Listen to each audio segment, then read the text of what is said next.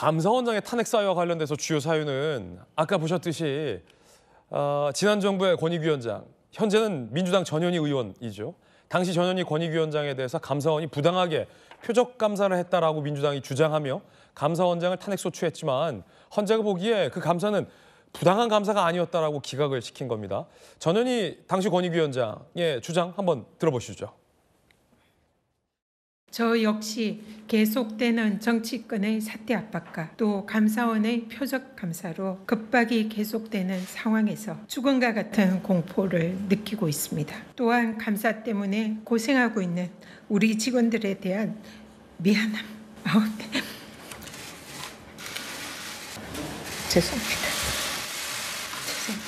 하루에도 몇 번씩 이 길을 계속 가야 하는지 스스로에게 묻곤 합니다. 그것이 감사원의 이번 감사의 의도인지 뻔히 알면서도 말입니다.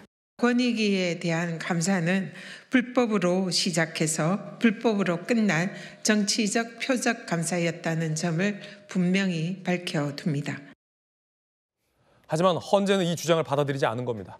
제보도 많았고 감사원의 감사는 적법한 범위 내에서 이루어진 감사이므로 부당한 감사로 볼 수 없다라는 건데, 자, 김웅태 의원님 오늘 나와 계신데 뭐 권익위원장이었던 전현희 의원 입장에서는 본인을 향한 감사가 시작되면 괴로울 수 있는데 본인이 괴로운 것하고 그렇다고 독립기관인 감사원을 소속 정당이 탄핵을 먹이는 것하고는 좀 구분이 돼야 할 문제잖아요. 더군다나 헌재에서 감사원의 감사는 좀 그랬다 라는 대목이라도 나오면 좀 덜 무한해지는 건데 어제 탄핵 기각 결과를 보면 감사원의 저 감사는 부당한 감사로 볼 수 없다는 게 헌재 재판관들의 공통된 의견 아닙니까?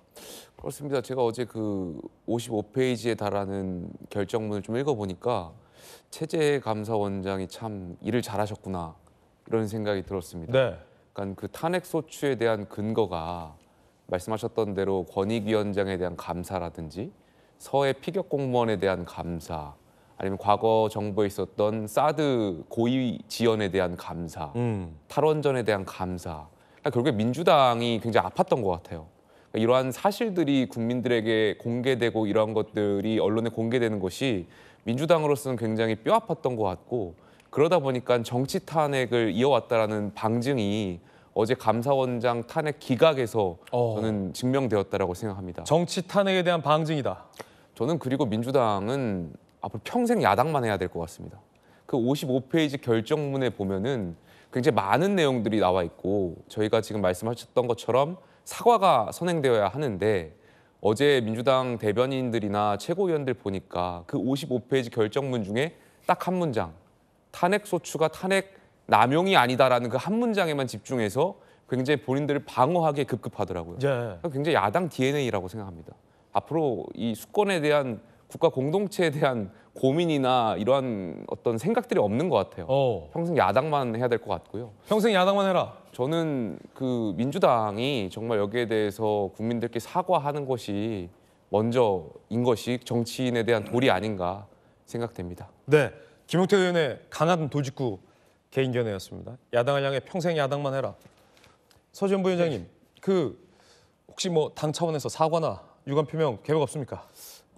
지금까지는 없고요. 앞으로도 없을 것 같습니다. 앞으로도 없다? 예, 왜냐하면 이재명 대표께서도 뭐 즐거워서 우리가 기뻐서 탄핵했겠느냐. 그래서 우리도 잘한 게 없다 이렇게 이야기하셨거든요. 그 취지 자체는 우리가 탄핵을 너무 남발해서 뭐 주가지수 폭락하고 민생을 힘들게 해서 그런 취지가 아니라 우리가 좀 더 탄핵을 가기 전에 상대방과 좀 대화하고 탄핵 가기 이르는 것을 해결하는데 우리가 최대한 노력했는지 한번 복귀해 보니 부족한 면이 있다. 그래서 저는 앞으로는 뭐 야당이라고 하시지만 이제 수권 정당의 어떤 본 모습을 더 보이기 위해서는 좀 더 신중하면서도 네. 협치도 하고 협력도 해서 탄핵에 가기 전까지 가정을 해야 되는데 결과적으로는 0대8 완패입니다. 네. 예, 완패지만 그 과정이라든지 현재 55페이지지만 저는 55분 채널A에서 했던 동영상을 다 확인해 보니 분명히 현재에서는 훈령상 국무총리에게 그 어떤 그 공익감사 청구권은 불법이다. 그리고 나서 국가국정감사에서 자료 제출 요구 거부도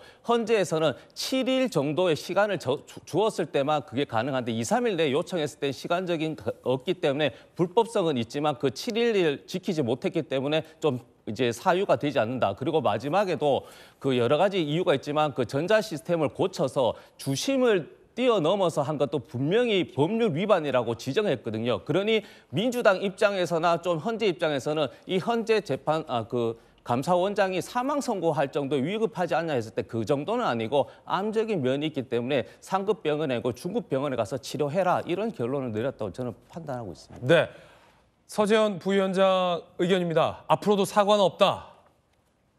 김용태 의원은 사과도 안 하고 탄핵도 책임지지 않으면 야당만 해라 평생. 이에 대해서 서재현 부위원장은 앞으로도 사과 안 한다. 앞으로도 사과 안 한다는데요. 약간 부위원장이 말씀하셨던 것처럼 어제 결정문을 보면 최재 감사원장이 위법이 하나도 없었던 건 아니죠. 위법 행위에 대해서도 서술하고 있습니다.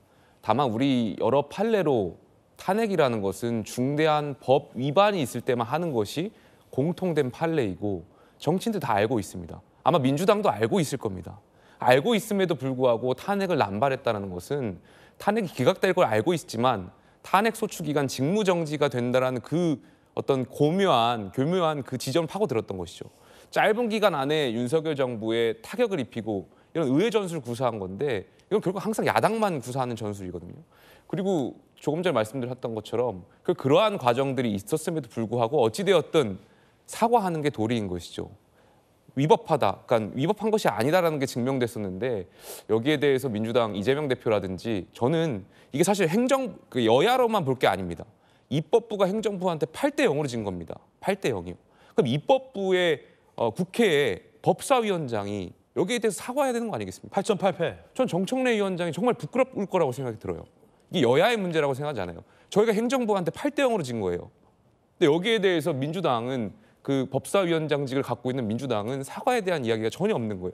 그게 부끄럽다는 말씀 좀 드리고 싶고요. 두 번째로 민주당이 감사원에 대한 생각들이 이율배반적인 거예요. 제가 교육위에서 상임위에서 활동하고 있는데요. 민주당 뭐만 하면은 감사원 감사 요구합니다. 저희가 여야 간에 합의도 안 됐는데 힘으로 밀어붙여요. 근데 정작 본인들의 감사를 했던 감사원장에 대한 탄핵은 남발해왔던 거죠.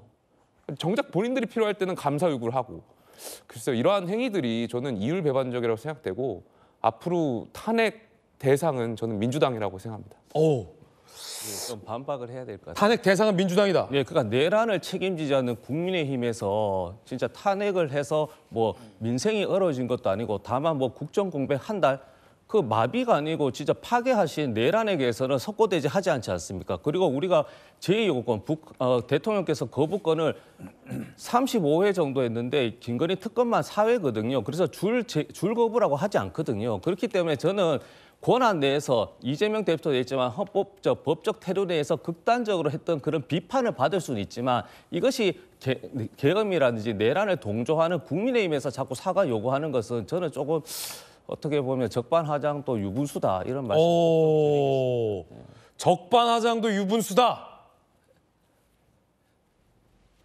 아까 김용태 의원 마지막에 뭐라고 했죠?